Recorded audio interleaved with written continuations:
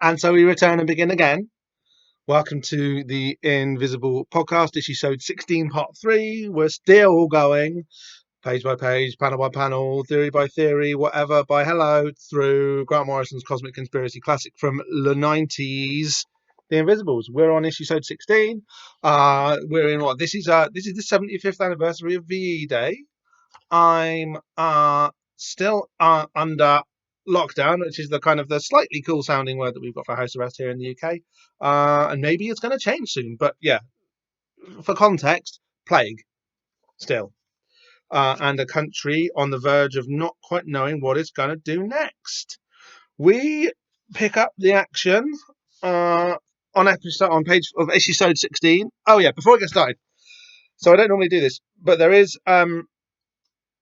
normally I don't look up too many other references about the Invisibles from other people because I don't want their thoughts to influence what I'm going to say, and because I'm the kind of guy who will just accidentally plagiarize, right? I'm just weak and lazy. There's the King Mobcast out there is another Invisibles podcast, and I don't normally listen to it until I've already got to the issue that I've already done, so that I don't cross fertilize. But they're really good. And they are much better at Googling things than I am. And they picked up a couple of references in this in this issue 16, that I haven't quite caught before. And I was ashamed, but they were such good catches that I wanted to share them.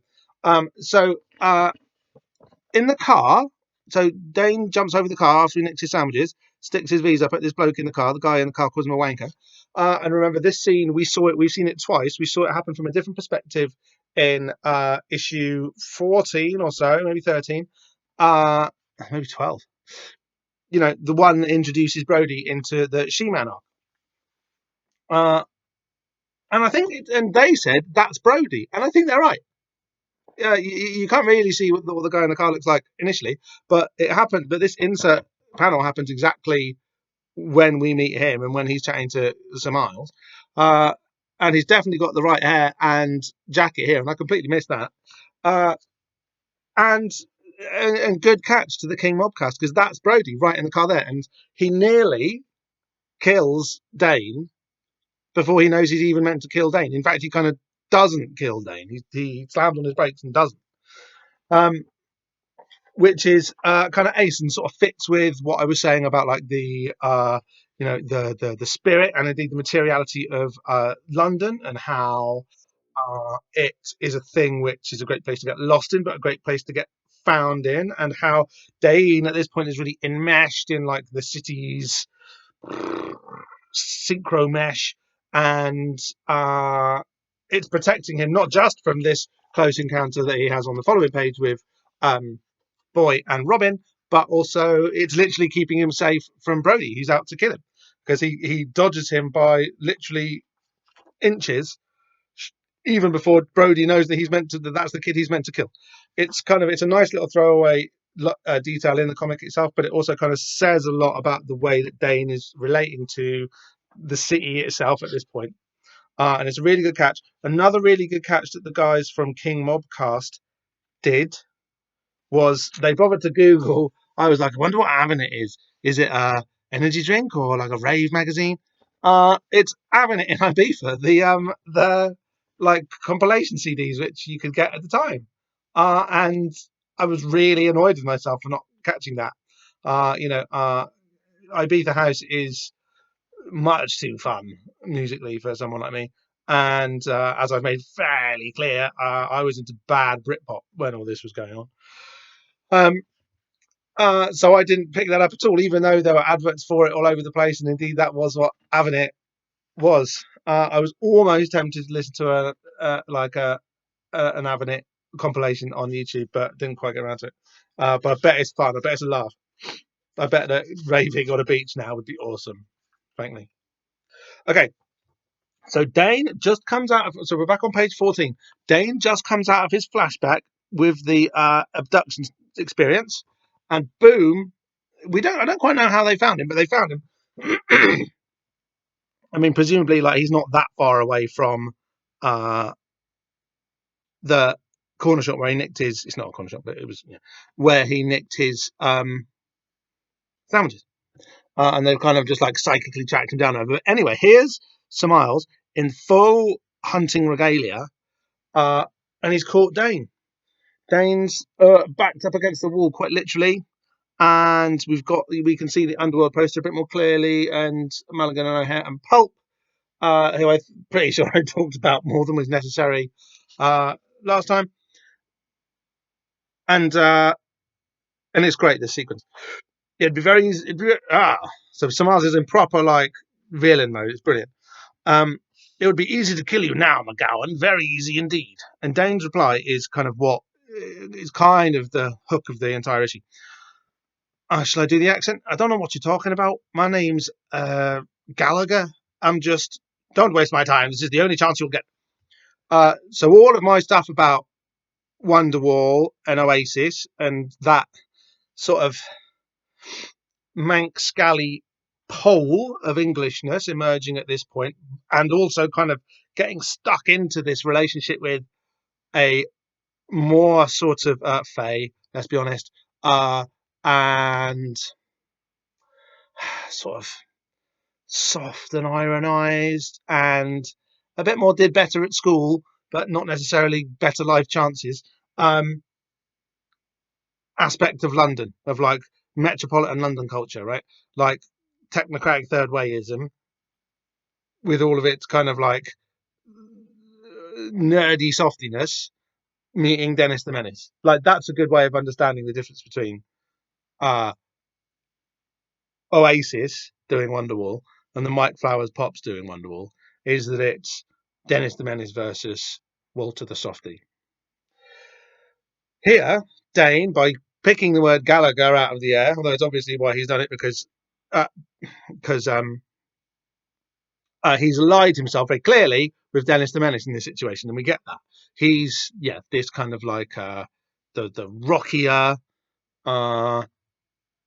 slightly more. I mean, well, it's not fair to say that it's working class. It does like the English class heuristics don't break down quite as simply as that. God knows.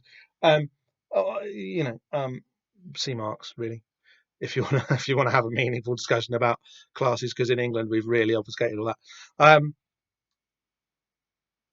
But he says he's a Gallagher here. He makes that very clear. Another detail that the guys from King Bobcast picked up, which I think is worth saying. Can I even remember what that is now? I've sort of lost my train a little bit. Manx Galleys, Yeah, I can't remember. Maybe it'll come to me in a minute. Never mind. But there was another thing that those guys picked up on about how there's this real kind of problem with what England's going to be emerging in this issue, and it's really trying to build itself a thing, and the entire struggle is on these 2 pages, because some Miles kind of representing the establishment here, and be aware that this is kind of a point where the establishment was itself in flux, where Thatcherism was about to give way to Blairism, which aren't terribly different things but are very differently packaged. And so Miles is kind of like, that's his thing to deal with as he kind of manages that transition. But there's this kind of like point here where the North has come to London, right? Oh, that was the thing. I knew I would remember it if I just kept talking. I'm like, I don't know when this is supposed to be. I don't know whether it's the summer of 96 or the summer of 95 or January 96. I know it's not January 96 because it's the summer, and January's not in summer. The guys on King Mobcast are very clear that this is taking place in the summer of 1995, which would mean that Oasis are literally having their first #1 in the charts, right? So when Dane says, some might say, a terrible song, like a genuinely awful song, as I said, I think Wonderwall was a great song. Some might say, which was the single before that, or maybe a couple of singles, but was basically came before that, is a terrible song. And justifies all of like the loathing that the Oasis get. Before we came into lockdown, I don't know why I remembered this today, but not before. Not before. I went on like an away day or away weekend with some old friends, some lads who I'd soldiered through the 90s with together in And I kind of dared to broach the subject that maybe Oasis were okay. There was kind of things that were kind of important to think about there, and that could maybe be sort of, teased out, that would shed some light on then and now. I got very short shrift indeed. I got some very damning looks from some very close friends, and they weren't having it at all. They were not ready to have the maybe Oasis were all right conversation, which is fine, which is fair enough. That's fine. Um, but yeah, no.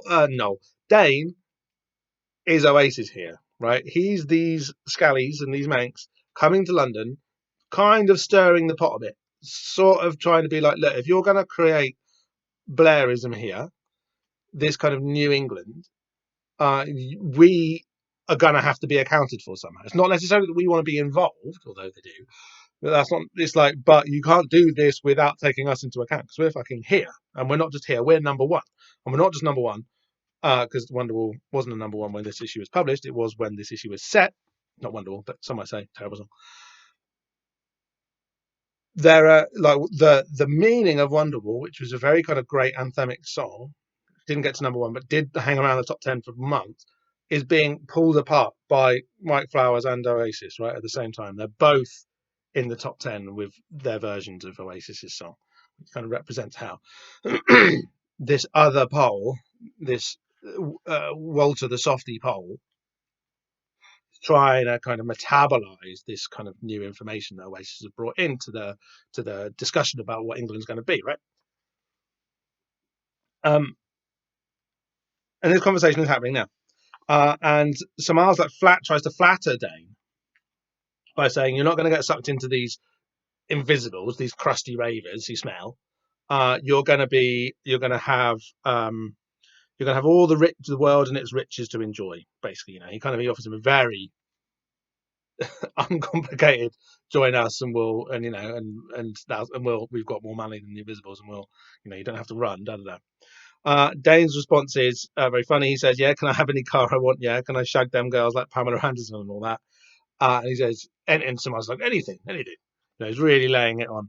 You're too smart to be taken in by a ragtag gang of malcontents. Like someone's uh, dialogue here is brilliant, and Paul Johnson's drawing of his spooky hypnotic eyes is really good. Remember, we're not there yet in like linear comic time, but we have seen that Samars has got psychic powers. He's not just a nasty guy on a horse cutting off homeless people's heads. There's a bit more to him than that. But like Bobby Murray in issue 12, Dane, remember Bobby Murray is maybe like a broken version of Dane, like an early version 0.1, which didn't quite work. His mate really fancies Pamela Anderson. I intimated that there was something a little bit odd about Pamela Anderson's relationship with Julian Assange. Stand by that. And also, I think I mentioned that Pamela Anderson is like obviously a very smart woman, very sort of deliberately activated herself. She's a Jungian, very sort of deliberately activated herself as like a modern day Aphrodite, which kind of guaranteed herself this prestige and stuff. You could kind of be a bit cruel and say that it's like Marilyn Monroe, kind of, but re-territorialized and a bit shit. So using a very similar kind of conscious process that Norma Jean Baker, who was another very smart woman, used too, which is basically to make yourself irresistible to man and have the world at your feet by having blonde hair and big tits, but kind of showing that you've got blonde hair and big tits. It's like the Pamela Anderson is like the as fast, if you like, version of that, because with the best will in the world, like I say, smart lady, bit weird, but smart. But Some Like It Hot is better than Baywatch. So kind of by the time the Marilyn Monroe story was rerun in the form of Pamela Anderson, it was a bit not as good. But Pamela Anderson is definitely being mentioned in The Invisibles with reference to that a lot. That's why she's in this, and that's why she matters to this, beyond the simple fact that she was like the icon of female desirability at the time. and Dane's got this brilliant like, oh yeah, really, kind of like look on his face. So Miles is using these like proper like headmaster teacher moves on him, and looks like, give me your hand, Dane, and he holds his hand out. All he's got to do is take Dane's hand, right? And Dane goes, my hand. What do you want my hand for? And then he does, and then he kind of kicks him in the nuts, and he does some of his homophobia at him. And it definitely is homophobia, and it's not really nice, but we will journey that out with Dane, and it's kind of okay. Yeah, it's not okay, but it's not that he's homophobic here. It's that he's just using not deliberately. He's just using like the most moronic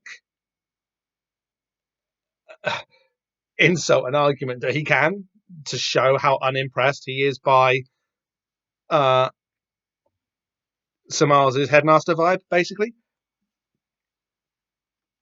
And he kicks him right in the nuts. It's really good.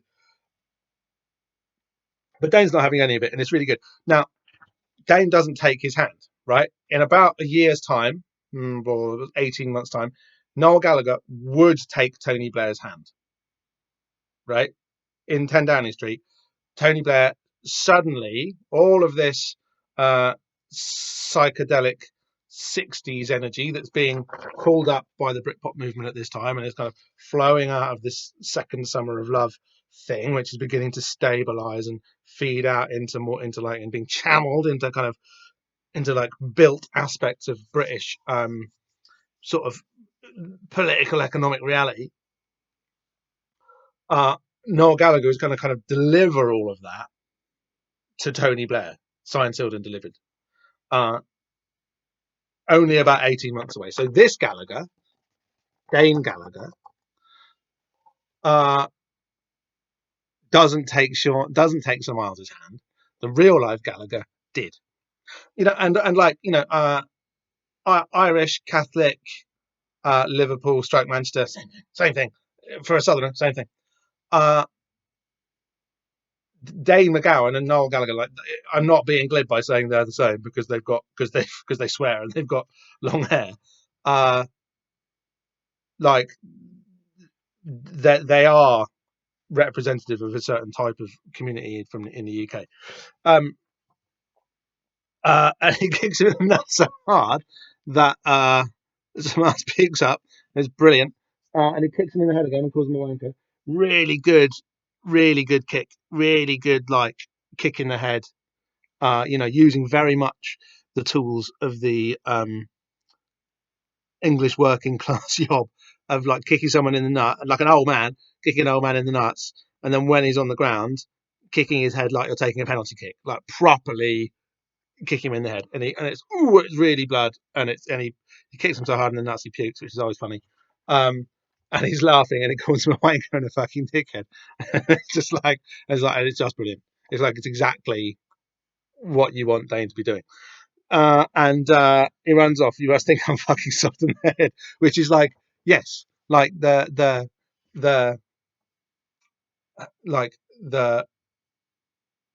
British ruling class's offer to the working class has always been fucking moronic. And we have always gone, all right. Not always, but a lot of the time we've gone, okay. And lately, throughout most of my adult life, we've gone, yeah, sure, yeah, I think flags are great. And Dane's like, you must think I'm fucking stupid. And they do think you're fucking stupid. And Dane is smart enough not to be that stupid. And a lot of the time, people are that stupid. So he's running off and he's loving it. Like, he is the fox being chased now, right? By the hunters. And while this is going on, he's having his flashback to his moment with Tom again. And he's got pigeon eyes in.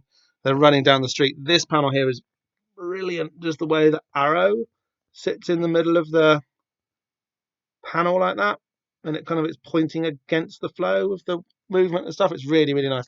And it kind of the way it balances against this other sort of implicit arrow in the traffic island there.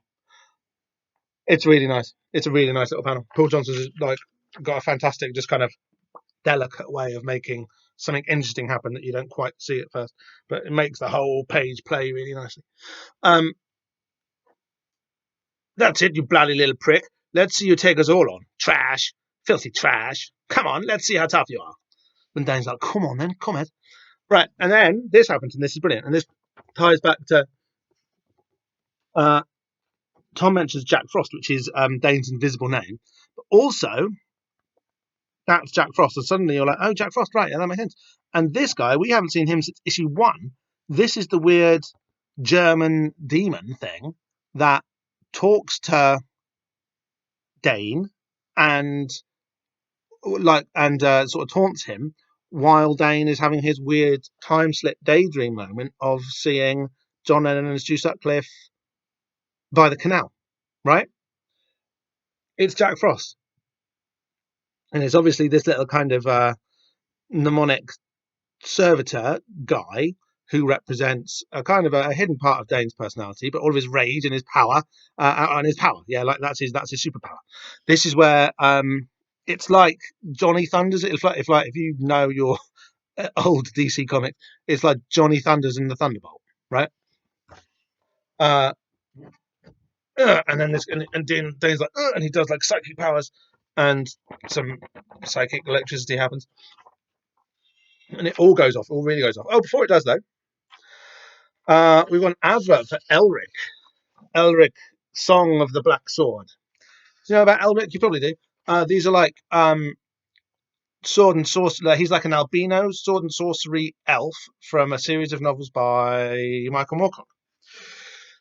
Enter the world of Melnibone and the Young Kingdoms. Poles in a cataclysmic encounter between the forces of chaos and law. Relevant. The eternal champion is doomed to live forever in 1,000 incarnations. Elric of Melnibone, emperor of the most powerful nation in the world, struggles for love, his empire, and his sanity. Little does he know he must also battle the forces of the cosmic balance. It's a bit like what Dane's doing now, isn't it? Especially given that Elric is like a kind of a what's the word I'm looking for? Kind of a laconic, kind of bored. What's the word like? Sort of alienated. What's the word I'm looking for? Anyway, albino guy. Like that. Like that's not a bad picture of Elric. The hair's a bit much, but that's not a bad picture of Elric. So that's a bit like this, isn't it? Yes, it is. And this is White Wolf Publishing, our old friends, with republishing some old Michael Moorcock books, which is a thing worth doing. Much more about the Eternal Champion and Michael Moorcock next episode. Like I haven't like the next episode, 3 episodes, I'm really excited about because it's like a thing that it's just like I'm really excited about. I haven't read them in a really long time, and my memory of them is very positive.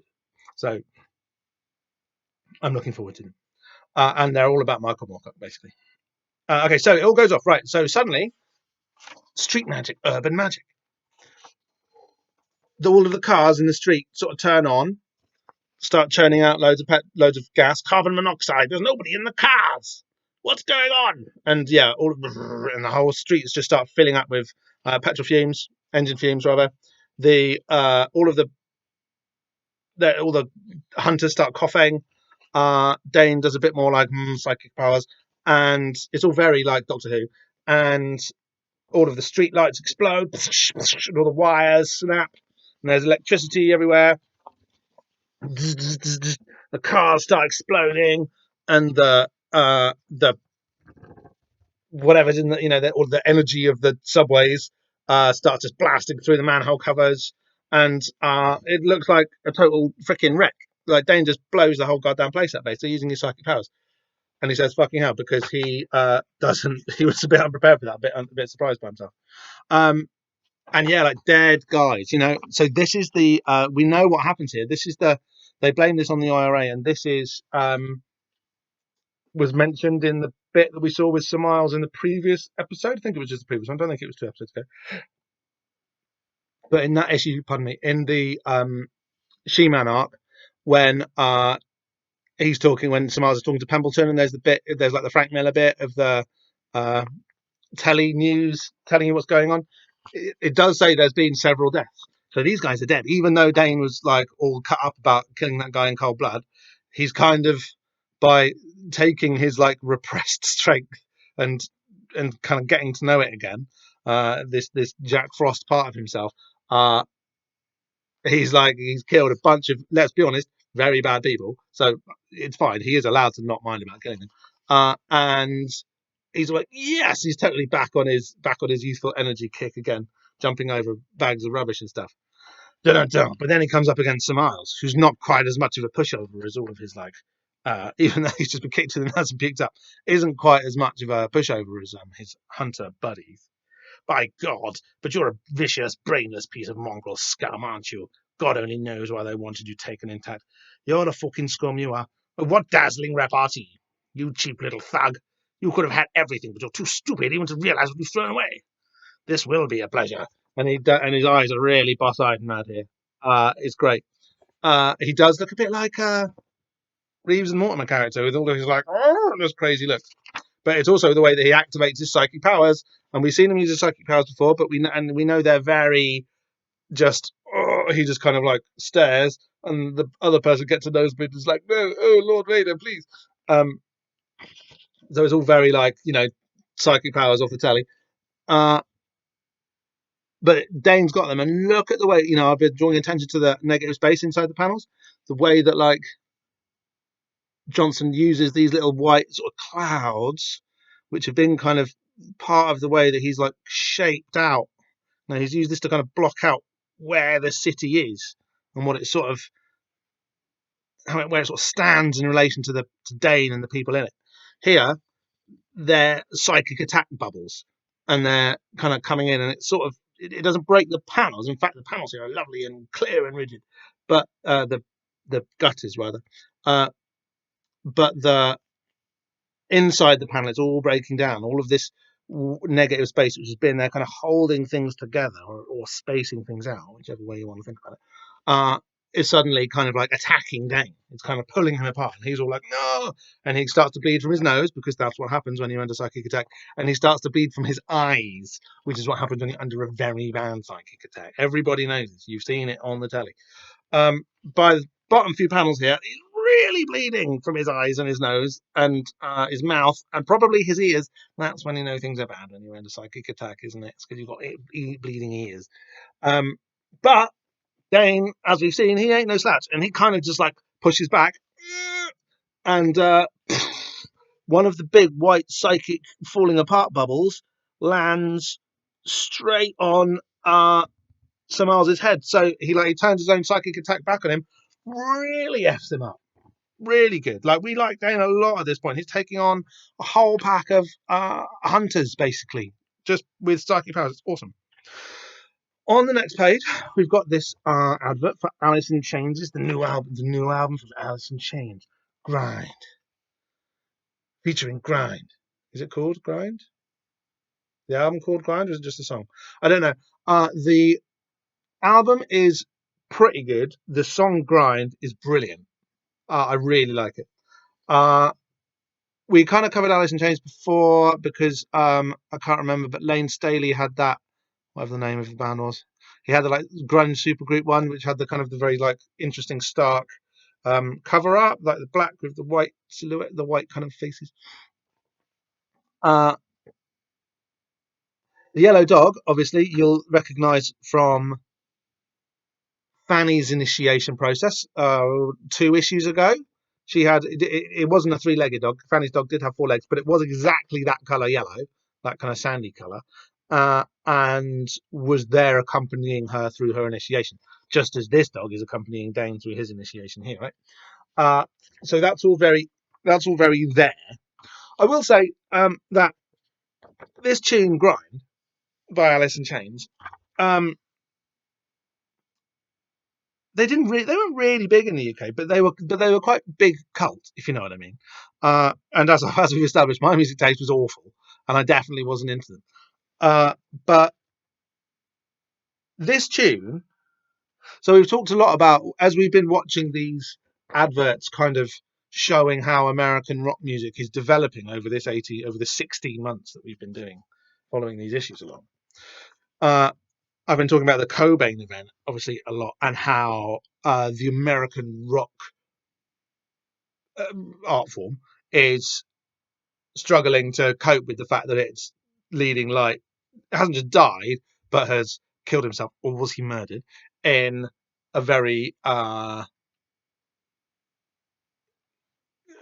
of traumatic and cataclysmic way, right? In a way that did kind of suggest that this path that rock could have evolved down has been very abruptly and very nastily and very finally cut, or had its head blown off, or blown its own head off. And that Cobain event and that trauma, we've been watching American rock try to find a new path for itself, try to redefine itself in the face of that catastrophe. The song Grind is kind of where they deal with it in a way, much as the way that Dane's reconciliation with Jack Frost here is a kind of a healing. The song Grind is like a healing too, because you can really hear. So basically what eventually did happen to American rock was that it split, it kind of, and it's interesting. Think about where Cobain got the gun from, right? Because part of the solution to the problem of grunge and the problem of the very bloody death of grunge was it branched off into, like, rock was like transmuted through this weird alchemy into metal. Not that metal hadn't existed before, but suddenly metal became the mainstream of American rock culture in a way that it kind of hadn't prior, or at least it hadn't since Guns N' Roses.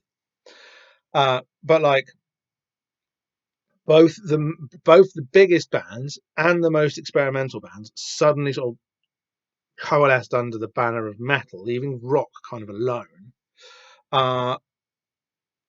And grind sounds like nu metal, which would be the kind of the first popular expression of that. Or the first kind of popular new mutation of metal post Cobain. The other thing it sounds like is emo, which is kind of like the dealing with of the affective fallout of grunge, and went on to become this kind of teeny bop sensation, basically. Like, my kid is really into emo bands, basically, and they're huge. They're like the biggest bands in the world, like what's it called, Panic at the Disco, and Fall Out Boy, and even like, and what's their names, like My Bloody Valentine, not My Bloody Valentine. That's a good band. Anyway, the emo bands. Thanks, Dan. The emo bands. They're like the opposite. They're like the main. Like I said, metal is like metal, and that's where the oriflamme of rock as a experimental and kind of independent force that's also massive exists. And just for pure sort of populism, it's this kind of like weird like hybrid of Alice in Chains and Queen, which gives you Panic at the Disco. Okay, again, huge, just massive, massive, massive pop band.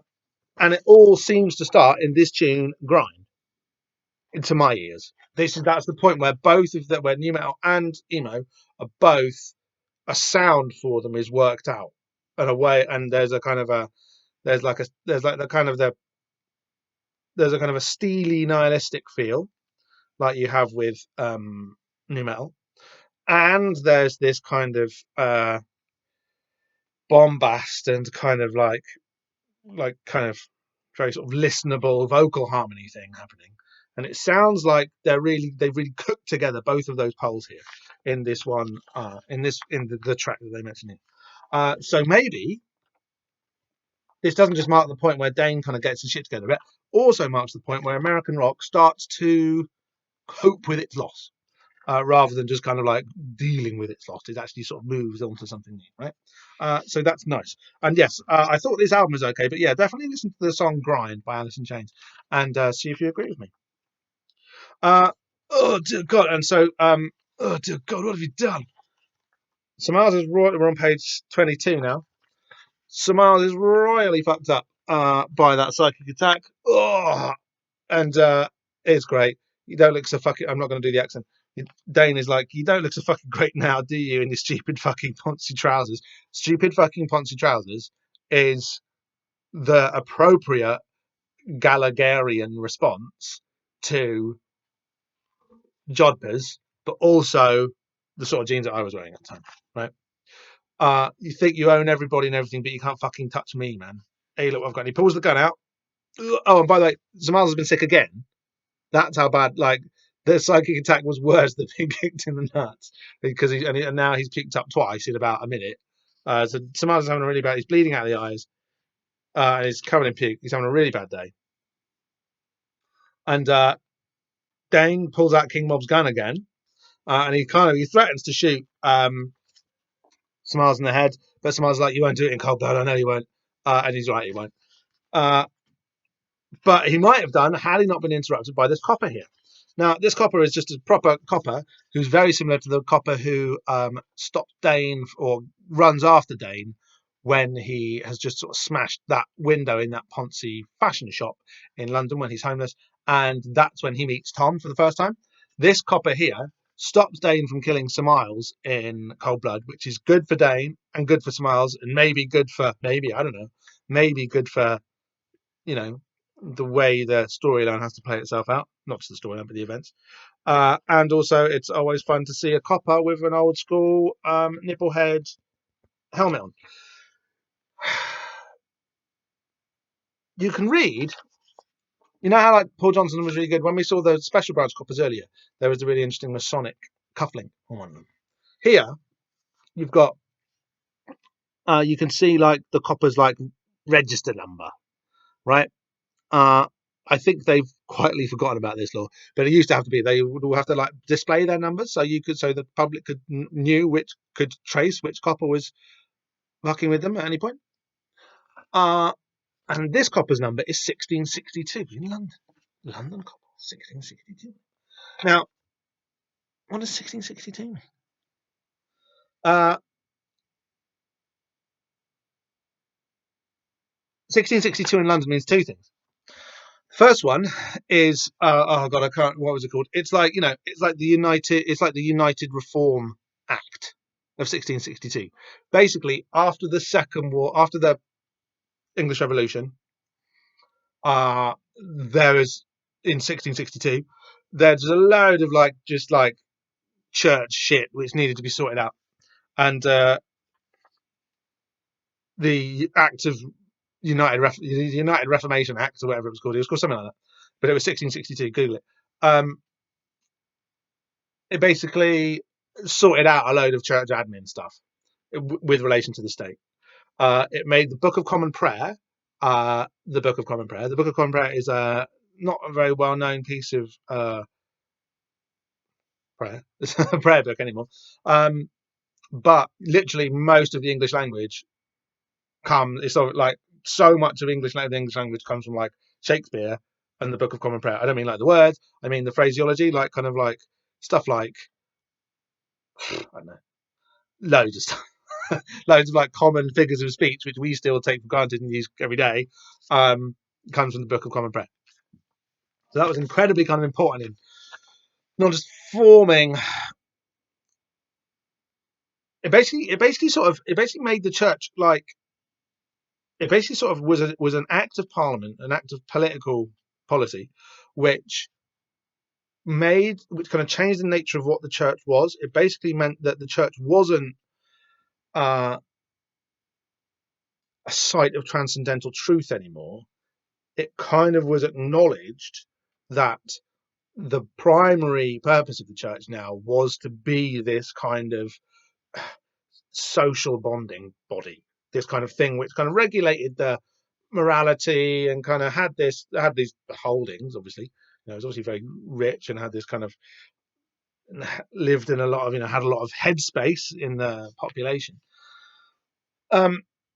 Yeah, but it basically wasn't really a site of. Okay.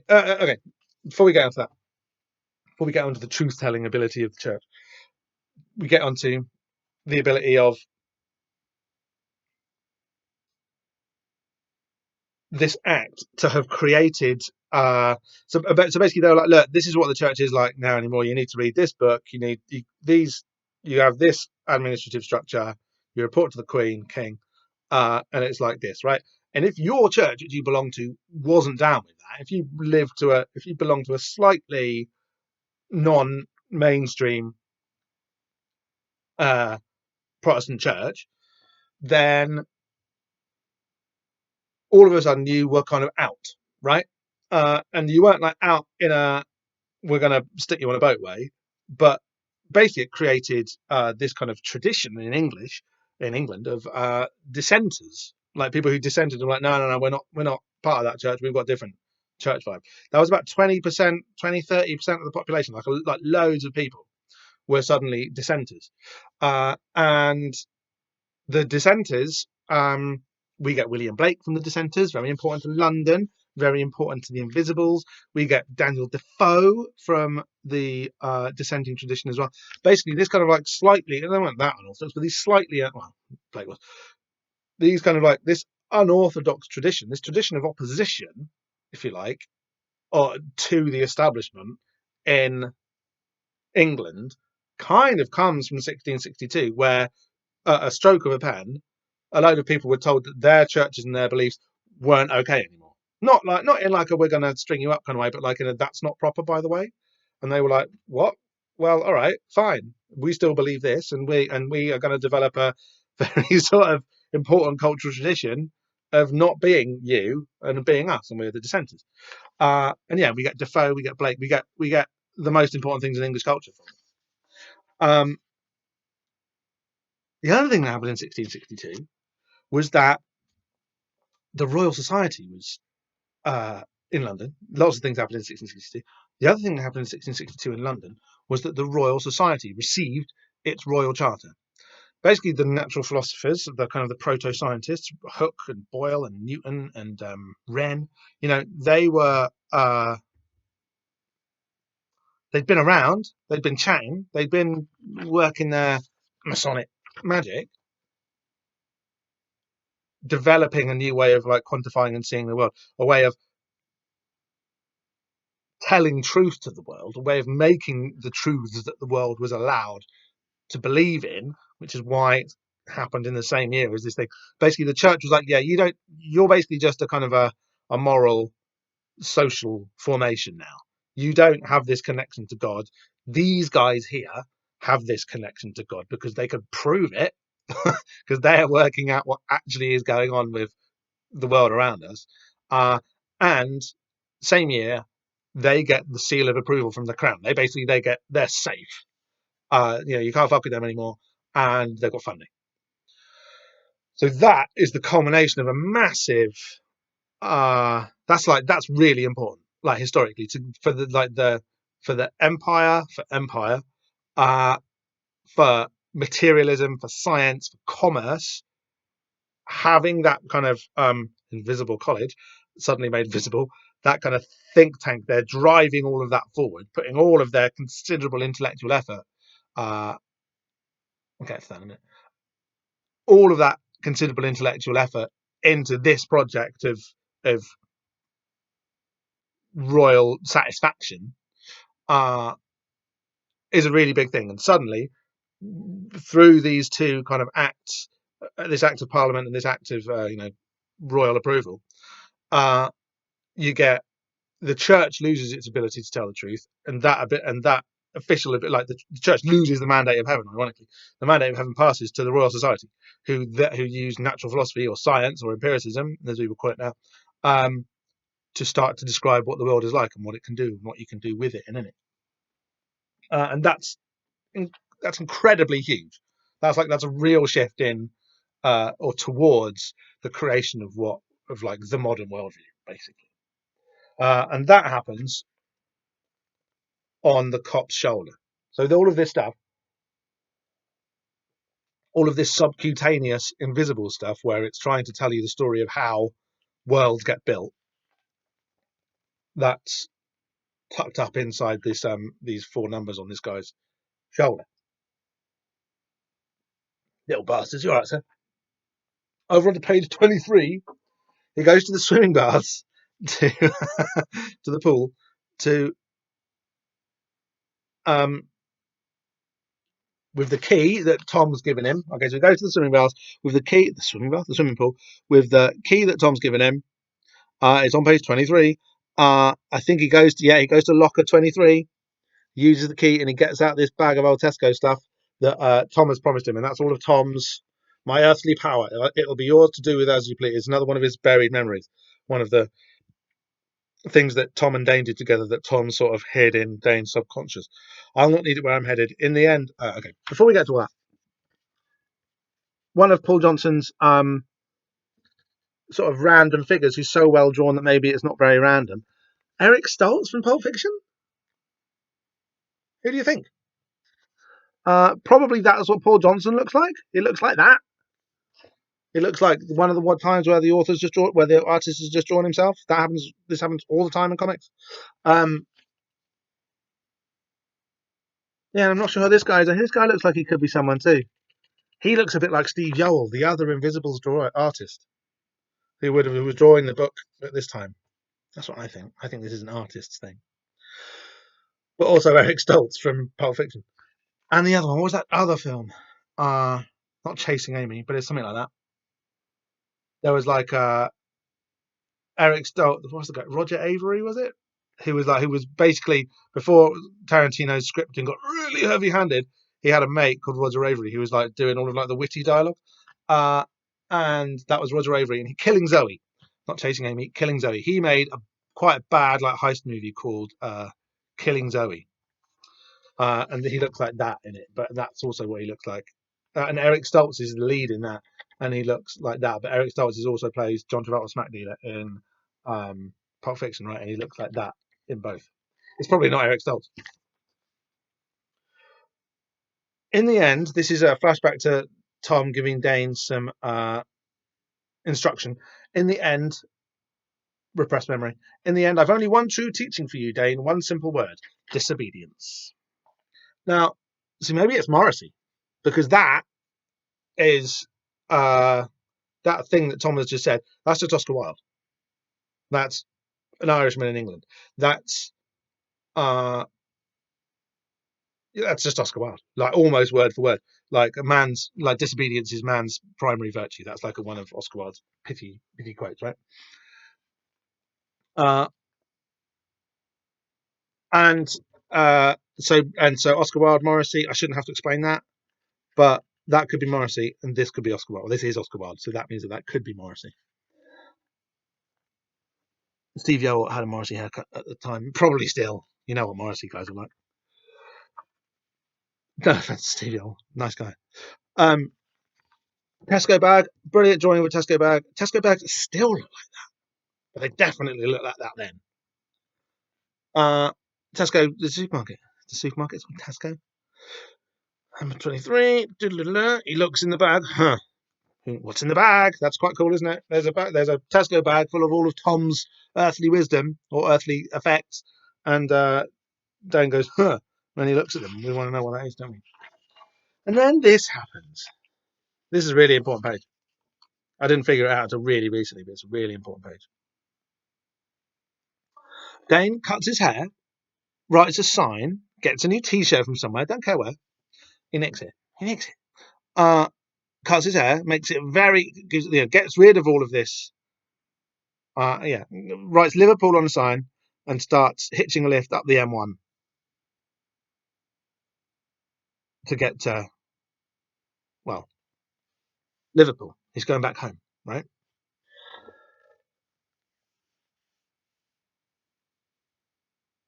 He cuts his hair. So look at the hair. So what we're looking at really is the hair, the fact that it's been kind of cut, that he's cut it himself, and the T-shirt.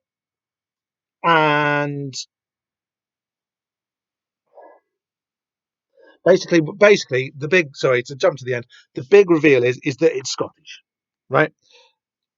What is kind of happening here is that the Gallagher thing is being, dialectic with the Gallagher thing and the Mike Flowers pops are being dialectic, and you get this. So he's got a bit of like a Damon Albarn haircut, but not quite. Damon Albarn wasn't really the opposition to Oasis. That was just a media thing. The real opposition was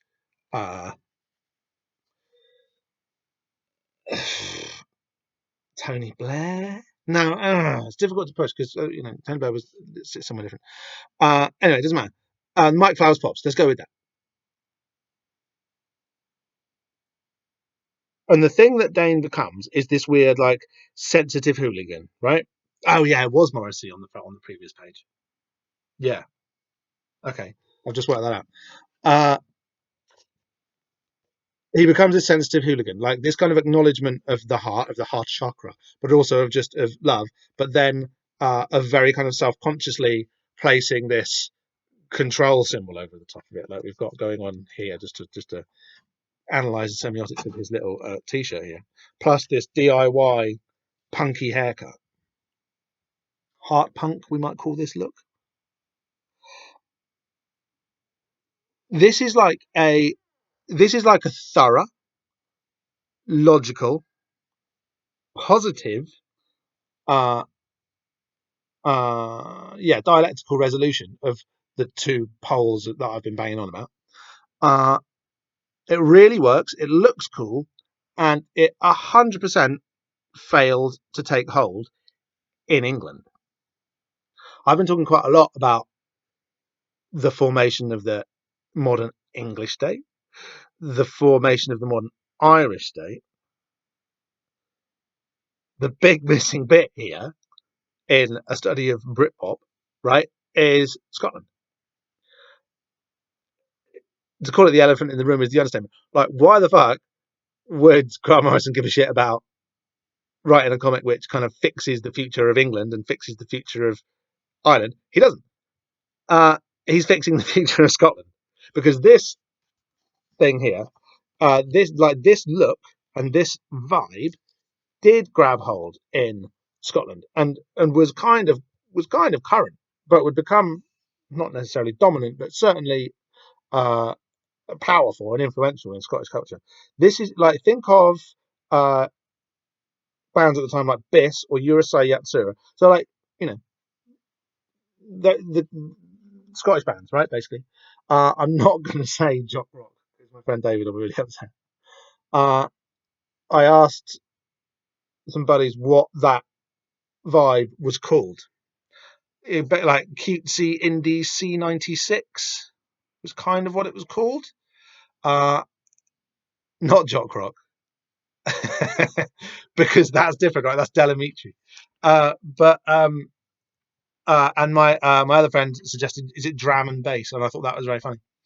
But this vibe here, this kind of homemade punk DIY thing, it's arty and it's modern, but it's tough, right? Quite difficult to describe, but if you know the sensibility that I mean, I think you can see it here. Think about, like, I mean, these guys aren't tough, but they're quite kind of like, there's a pride in like their intellectual sharpness. Think of like Franz Ferdinand, right? That's that vibe. He's like a young Franz Ferdinand guy there.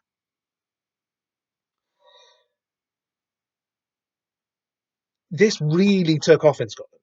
This is what Scottish indie looked like, and they're all older now, but they're all nice to talk to. They're all not ashamed of being smart in the way that English people are. They have it's not healthy. They have a healthy civic sense of nationalism, right? Which is something that England and Ireland sort of don't. Well, Ireland. England doesn't have.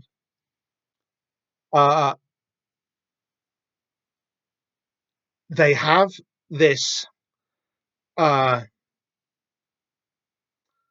sort of like modern understanding. I keep using the word modern, but I think it's I'm using it correctly, I think, and accurately and usefully. They have this modern understanding of like federalism as like a civic, as like a position, right? They like being in Europe, right? I mean, that's not going to work, by the way. Like Scottish, like Scottish independence, especially post-virus. You know, the big holes in the Scottish Nationalist Project are always like, where are you going to get your money from? And it's like oil, and it's like oil's free now. Tide power, maybe. No, let's see. Yeah, people will pay you to take oil off their hands now post-virus. So the answer, where's Scotland's money going to come from? The answer is Germany, and like, uh, I mean, honestly, I mean, like, literally, a load of like British nuclear submarines becoming German overnight. It's not going to happen. It's just not going to happen. Uh, that look is the thing that this has all been about all along. This way of being, this mode of youth culture, which could be grown up into in, yeah, yeah, like compared to England, definitely, like a healthy understanding of what it is to be a political subject. Comparatively, you've got to admit, like that people in Scotland are better at it. Again, I'm skeptical, honestly, but my Scottish friends know that I am. But that's what's being created. That was Morrison's game the whole time, was to create a thing that Scottish people could be, a thing that a Scottish bloke could make sense of and knew would work, and did. And offering a solution to the Britpop dialectic, which England just went, no, we're just going to be shit and fight. And they went, well, how about this? How about being cool and sensitive and kind of tough?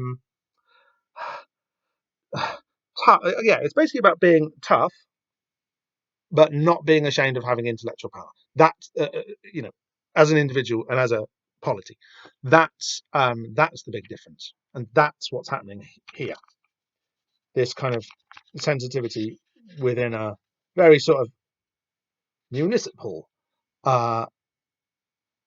framework, and don't give a fuck, cool hair, right?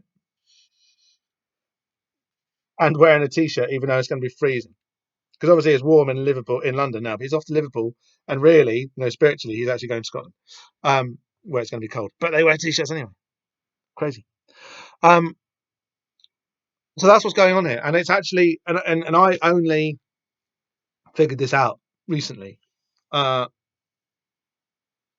That this kind of vibe that Dane sort of this is what Jack Frost's like. His vibe is a bit like this. That vibe didn't really exist except in Scotland, where it really did. Kind of indie, like, think Bell and Sebastian if you have to. They were obviously not going to win a fight with anybody, but they could have. But they knew some hard people who could, right? And they had this like thing where they were just going to do their thing for themselves, and it was going to work. And they grew up into quite nice people. I mean, quite nice, quite nice people. So yeah, so all along here we are. We're going. It's about Britpop. It's about Ireland. It's about England. It was about Scotland. Loads more stuff about England, I suspect, coming up, and we're going to see this terrible way that Englishness doesn't exist because it was all just kind of outsourced into this phantasm of empire in Britain. And he takes the M1 up north again. Amazing art, really nice, kind of like optimistic isn't the right word, but really good, like these like motorway stanchions and the kind of the road and the car and the overpass and stuff. Ugh. Paul Johnson's art is so good, and it's a good like to be continued sort of finish for this excellent episode. We're not done yet though, guys. Sorry. So over on the letters page. So next, entropy in the UK. That sounds cool. It is. Okay, so then over on the letters page, invisible ink. No letters page this week. This is the one you might have heard about. Basically, the comic's not doing very well. Everyone's a bit worried it's going to be cancelled. Just a quick note. Oh, okay. And Julie Rottenberg has a little, the assistant editor, has a little thing here.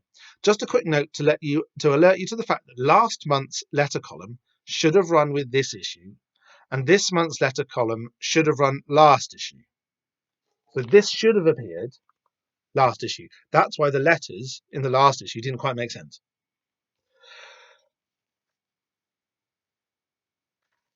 Basically, Grant Morrison wants everybody to do a sigil on, and I'm sure he gives a date when you're meant to do it. November the 23rd, 1995. Thanksgiving in the USA, right? And I think this issue still would have come out just about before that. It would have come out maybe a week or two before that. I'm kind of turning over in my head.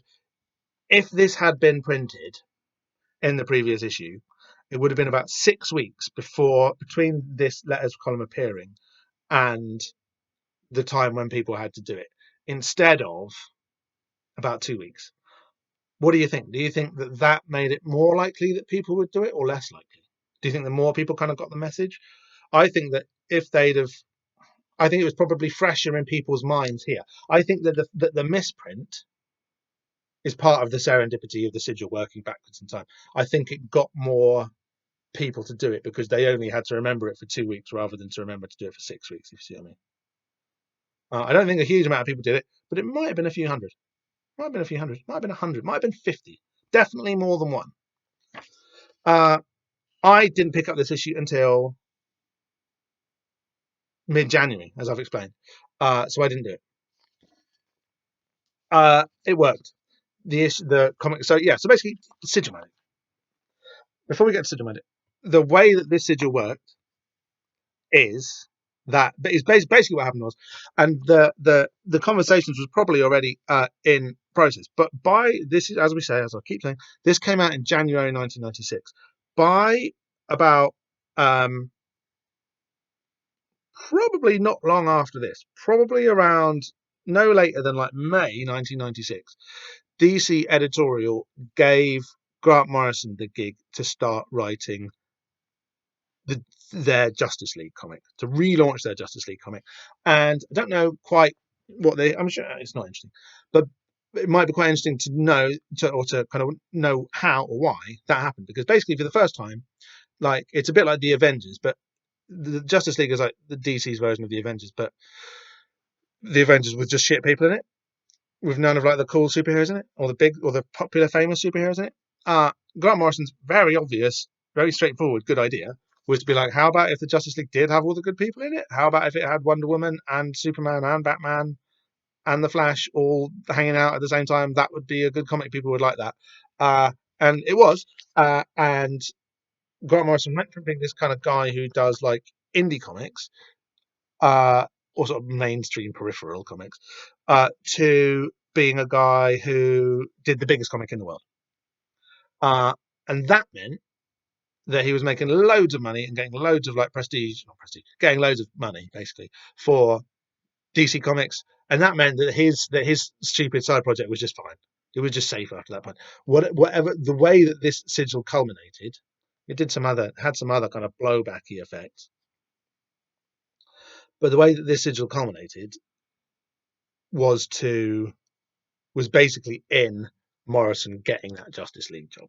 That was what saved the Invisibles. I think the sales did plateau at a point where it was just about viable anyway.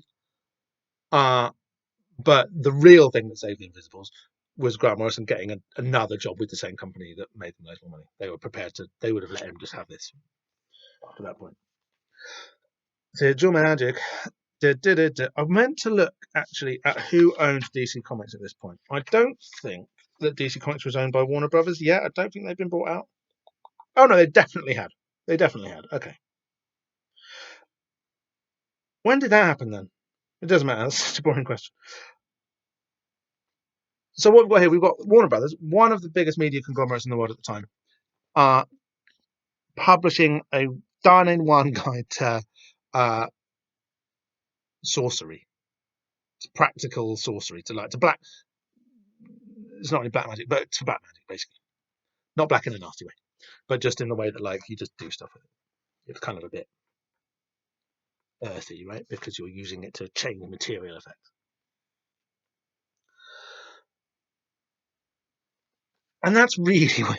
That's the weirdest thing about this to me. Like, the whole thing is weird because he's gone, my comic's failing. That's weird. No one ever says my comic's failing. You have this, you keep pretending that everything's fine even when the ship is sinking. Obviously, he said my comic's failing. I want to make it better. So tell your friends. That's good practical advice to help the comic survive, is to find new audiences, but also do a sigil. This sigil here. Sigil magic's really straightforward. Basically, it's just written here. There you go. Google it. Google the Invisibles sigil instructions. I'm not going to tell you how to do it. There's no point. It's really simple, and it definitely works. Obviously, Warner Brothers, one of the biggest media conglomerates in the world at the time, publishing this really effective guide to black magic in their comic. Basically, what I think is going on here that's kind of interesting from our Invisibles perspective is that, and when we say the Invisibles, we say the Illuminati, right? Part of a historical process of unveiling of the secrets of the secrets of the ages of Atlantis, right? All of like the history of magical practice as it kind of found its way into Europe and America over the course of history was basically gathered up into it was like basically like Masonic and Masonic style lodges owned it basically owned it. They basically gathered it, right, and kept it through their weird series of initiations and rituals and hand me downs, temples and whatnot. And then one guy in one of these, and then the Illuminati was this German lodge. When there's loads of really interesting stuff in all of this, there's more to it than just using it to, have a nice ceremony to hang out with on a Tuesday afternoon or whatever. There's some really crazy shit here. We can really do something with it. We can basically do, and what they did with it was they built factories and they built chemicals to do really clever things in those factories. And they used steam power and they used processes of mind control. And that's not like a psychic thing. That's literally like, a systematization of the techniques of telling people stories to get them to believe in stuff and do it. In every town, anywhere in the world, or anywhere in Western Europe at least, there was one guy called the vicar or the priest who was trained in how to do that, and there had been for 1,000 years. That knowledge that was kind of given only to those priests was suddenly given to people who basically would become guys who worked for advertising companies, guys who worked in marketing, right? And they would get people to buy stuff, right? The birth of capitalism comes from I'm telling a story here rather than being 100% accurate and true, right?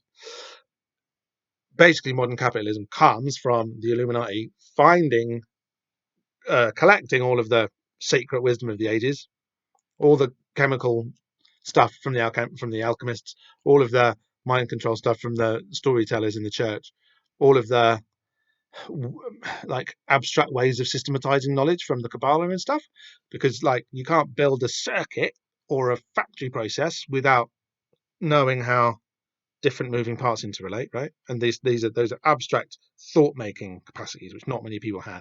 And if you're going to build a lot of factories, a lot of people need to have those things. Basically, all of these techniques which have been kind of developed in secret, the Illuminati started to roll them out, started to illuminate them and make these skills and techniques, like took off all the flim flam, and those and started to distribute them to the wider world on the basic basis of whatever's going to make you the most money goes first. Whatever's easiest to make the biggest return on. Hence, factories, chemical dyes and stuff. Factories, chemistry, steam power, and marketing were basically the magic ones to get people to invent modern capitalism, because banking had already been made. That had all been established a couple of hundred years prior to 1770 or whatever. The rest of history is the process of this knowledge kind of percolating out from under this kind of veil of secrecy out into the world on the basis of, can we make money from it? I'm not going to go into like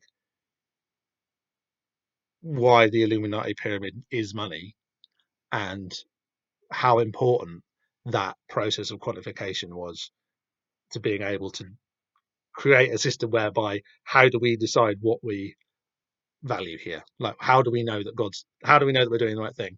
Well, we've created a god that's that represents money. So if you get lots of money, God thinks it's okay. Crazy mental gymnastics that you have to do to justify the releasing of this quite, potentially dangerous, world-changing material getting out of thing.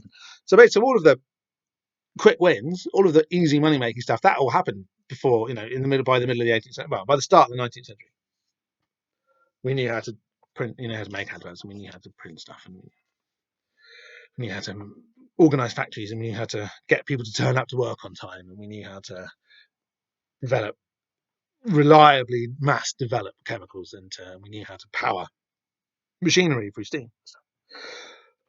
This all comes from basically the secrets that these German mercantile mason dudes had. The rest of the stuff which is a bit more took longer to come out. This represents the sigil technique wasn't really developed until it always sort of been there in like grimoire magic and in like demonology. There was always this way of like, oh, hang on, you can manipulate language and you can draw things and then kind of zap them and they'll do stuff. That was something which had been understood, but a guy called, as Morrison says here, Austin Osman Spare, who was like a guy from London in the 1920s, he basically sort of worked out how to do it in a really sort of straightforward, reliable way. And then a bunch of dudes, again from London, or Leeds and London, in the 80s, like about 10 years before this, 15 maybe, before this came out, refined the techniques further. Basically by refining, I mean they did it a lot and worked out how to do it working, and also stripped away as much of the you have to be well witchy and weird to do it as possible. And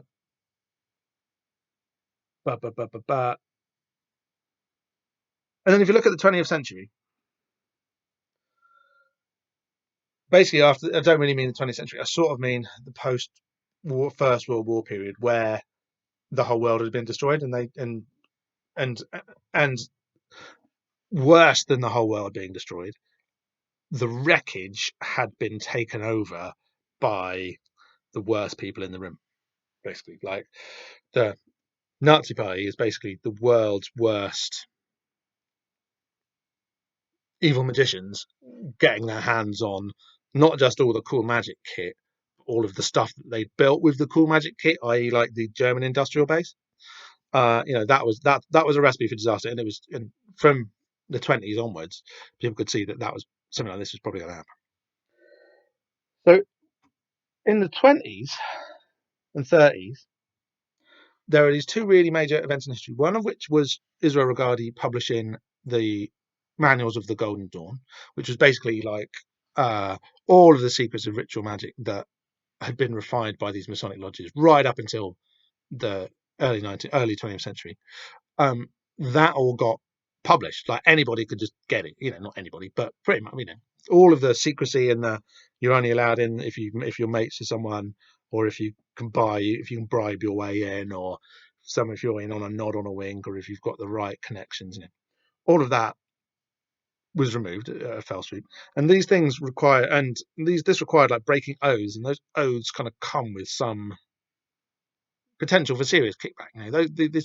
I've only ever made one oath in my life. I take it very seriously. To my wife, right? To just make an oath and then break it, that puts you in difficult territory. But the stakes were very high because there was a bunch of evil magicians in charge in Germany, and they were going to really fuck shit up, like really badly. So it kind of like desperate measures, breaking oaths was required. Another point was really, and all of this had such a big effect as we sort of step into the post-war era. Not only did it sort of really help during the war, but afterwards, the kind of world that it was used to create is remarkable. What was achieved. Not always good, but actually, on balance, The other thing that happened was a British woman called Dion Fortune did a similar thing, but with these techniques of like uh, visualization. She taught.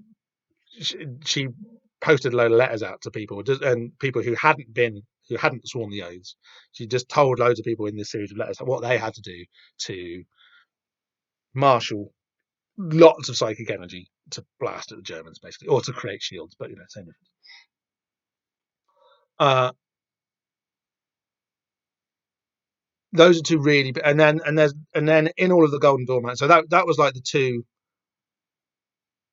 on Austin Spare was doing Sigil Magic. Those are the two kind of big reveals of the 20th century. And I think, and then there was this one, which was like I say, like there wasn't this kind of veil of secrecy over this stuff. Like if you were interested in finding out about this, you could get hold of the 80s chaos magic material fairly easily.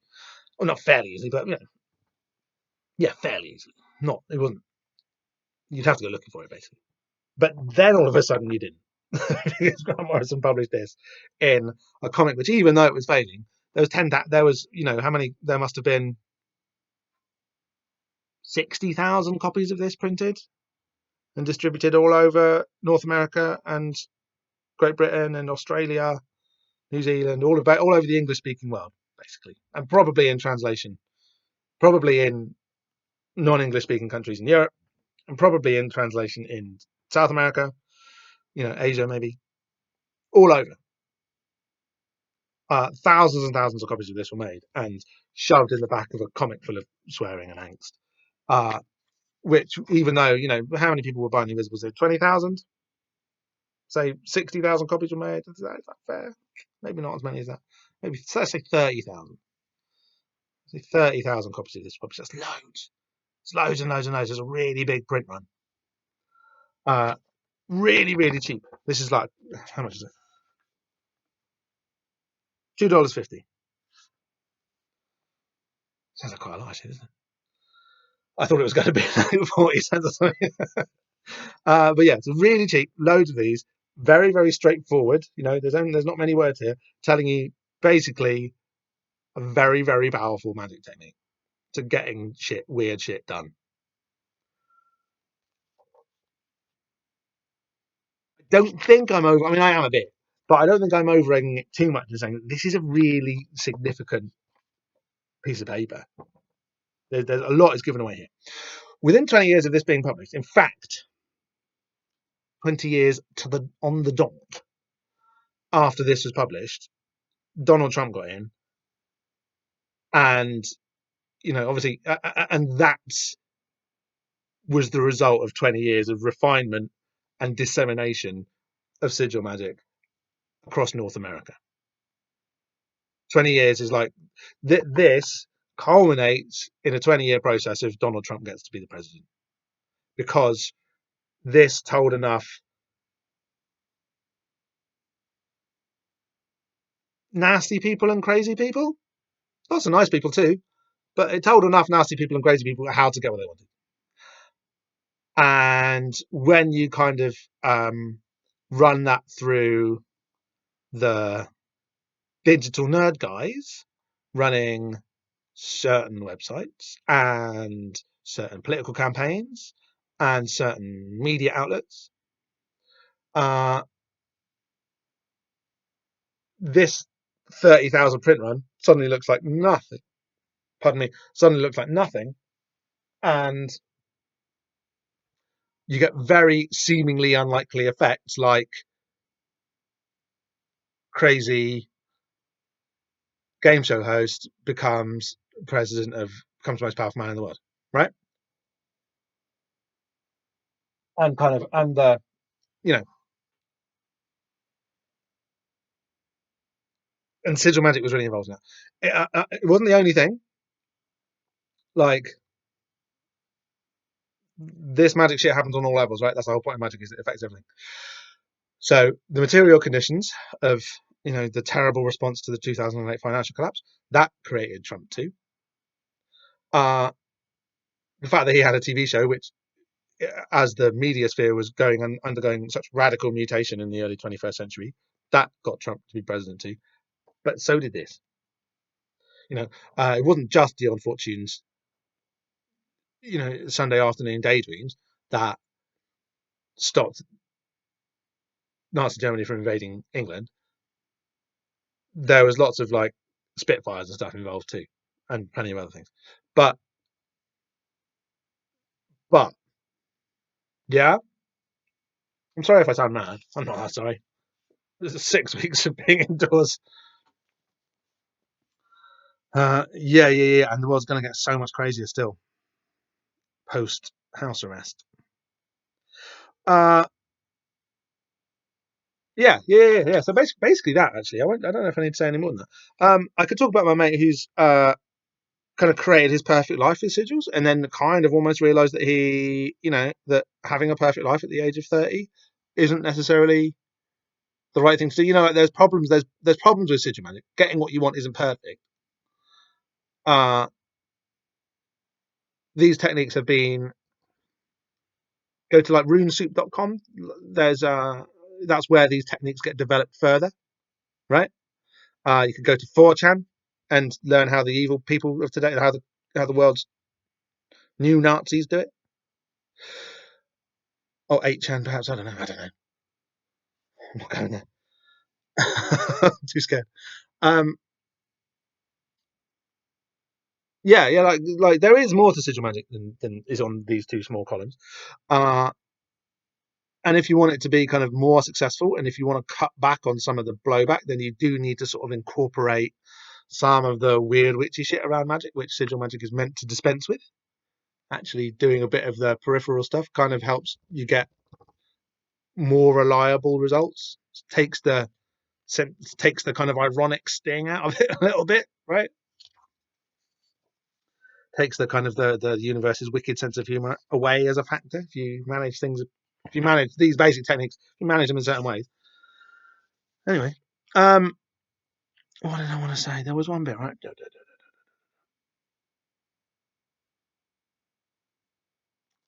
The opinion of concerned Christian. This is Morrison, right? The opinions of concerned Christians notwithstanding, this is not occult or demonic. This is a simple, functioning piece of psychic technology which everyone deserves access to. Right? That's, I think, the best line in this.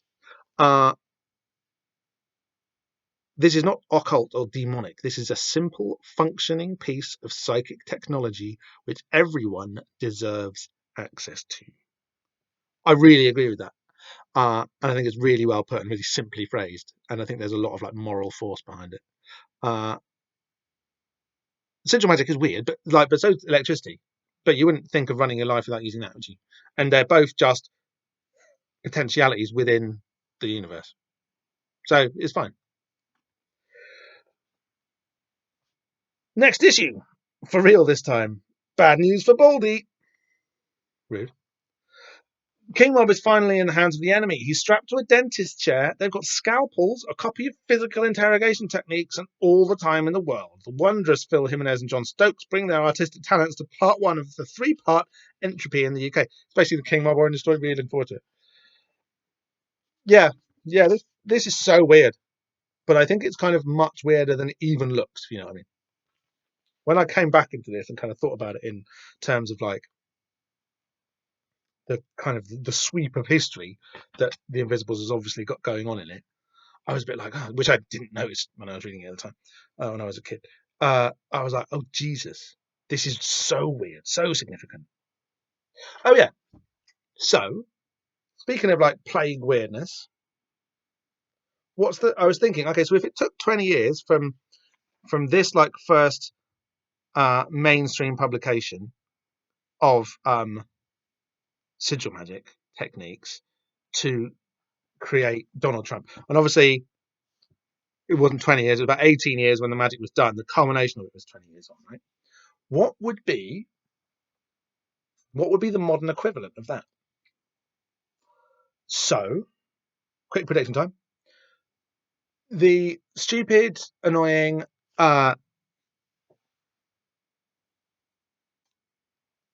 UFO videos that NASA and everyone have been verifying. Obviously, it has. So what? So these videos were like released in like 2017, but they released a few more in April 2020. Was it 2017, 2019?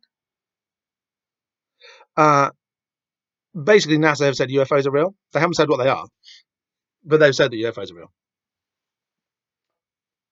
I would so let's track forward 20 years from 2000. Let's just say 2020. So let's say that by 2040,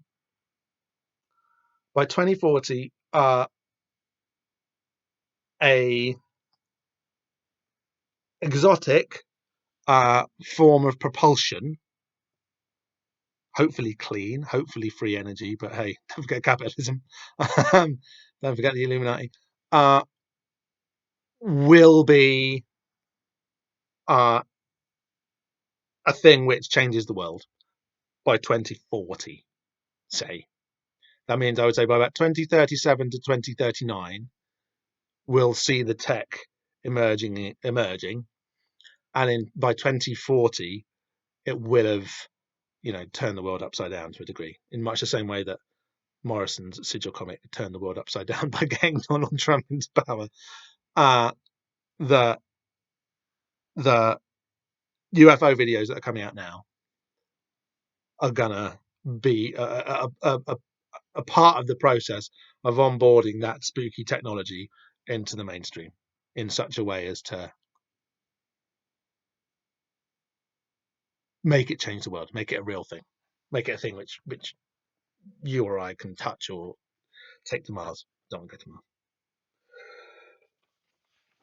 That's my prediction. Over the page, we've got another advert from White Wolf Publishing. Oh yeah, I was quite annoyed by this. Yeah, so there's the thing with there's a lot of stuff about keys in this issue. I don't know if you noticed. I didn't make a big deal of it, but there's the key to the swimming baths. There's another key somewhere, wasn't there? These things look like keys. They're kind of unlocking Dane a bit, right? This is called the Toy Box. To mortal eyes, it's just another cheap antique. But to fairy eyes, a trunk which sits in the corner of the Toy Box coffee shop radiates an unmistakable glamour that marks it as a magical treasure. It is key to a powerful plan which could destroy changeling society forever. We've come across this. This is this gaming world set in San Francisco. I can't remember what it's called. It's called Immortal Changeling, the Dreaming. Yeah, Changeling the Dreaming. Like a card game or like RPG system sort of thing, right? Yeah, it's the Invisibles because it's all in San Francisco. It's all again fairy technology being unlocked by the gnomes of San Fran, who create the digital technology that create the dystopia that we're being poked into currently. Yeah. I mean, sorry, it's late. I've got to finish up. On the Ledge by J.N. Demetrius.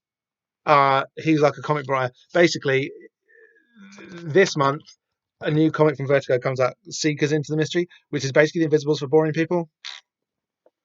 A television writer with unfolding memories of sexual abuse. Two sisters, twins, visited by angels and aliens. A Vietnam vet suffering through the agonies of post-traumatic stress syndrome. It's basically like all of the cool chaos magic stuff in the Invisibles taken out, and all of the violence and swearing taken out, replaced with new agey stuff. It's not much fun. Well, there's anything wrong with that, but it's not as fun, is it? It's not going to make a comic which lasts, and indeed, I don't think it did. Anything else? No. Vamps, the horror SD. I spoke about that. Yeah, well, I'm just going to skip over that. Who cares? And then Hexen, because all of this magic stuff. This is kind of Jack Frost again, right? But yeah, I find this very sort of gothically evil magic Hexen guy coming so hot on the heels of the Sigil page given what I've just been saying about Donald Trump, to be a bit on the nose. Okay, that's it. I'm finishing up because it's late. Thanks for watching. I'm sorry that this issue has taken 3 goes, but the world's really fucked at the moment. And I'm working really hard. I'm going to try and do the next one in one episode again, although maybe not. Maybe I'll split it into a couple of episodes. Who knows? And maybe I'll split the next issuesode into a couple of parts. Thanks for watching. Follow me on Twitter at BobsyMindless. Go to patreon.com/Diane podcast and sign up for the Diane Patreon. Get all your Twin Peaks goodness. Stay safe in lockdown, under house arrest. As the guy from Room Soup, Gordon White, said, is a better way of thinking about it. I think I agree. I think it's probably important to remember that that's what's happening. And cheers, and I'll see you next time. Okay? Thanks for bearing with. Lots of love. Bye. Stay safe.